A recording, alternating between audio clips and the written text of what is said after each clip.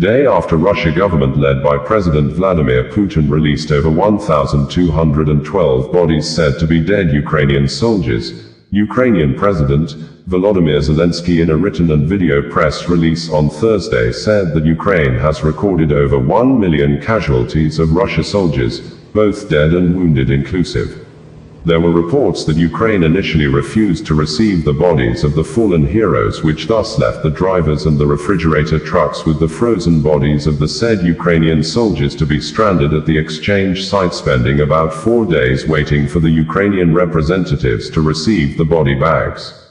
RT News Media reported that Ukraine finally accepts the fallen soldiers' bodies from Russia, quoting Russia's top peace negotiator, Vladimir Zelenskyy, as saying that Kiev has received 1,212 bodies so far. Russia receives 27 of its dead soldiers in return. According to Zelenskyy, today, in year 4 of Russia's full-scale war, our military has recorded over 1 million Russian casualties, killed and wounded. That's the price Putin is willing to pay for his sick geopolitical fantasies.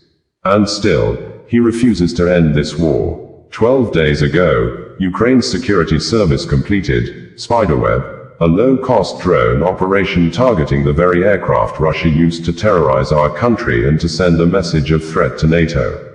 These were not just similar strategic bombers, but the exact same ones Russia had used to simulate missile strikes on NATO territory.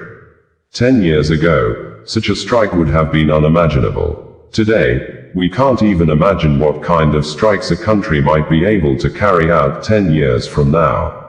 But one principle is clear: no country can afford to stay behind in defense tech. Russia doesn't really care about the lives of 1 million of its own people. But they do care about harsh sanctions, especially on oil and finance, as well as about political isolation, when Moscow is not invited to international forums.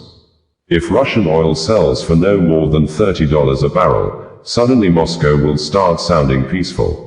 We must confront those who treat human life as worthless, just as we defend our own safety. This fight isn't limited to Europe, it matters in every region nearby.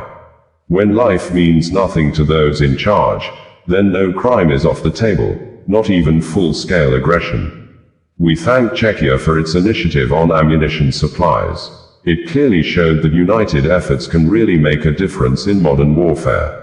We must strengthen all forms of defense cooperation, especially those that help us become more technologically advanced and use drones of every kind, in the air, on land, and at sea.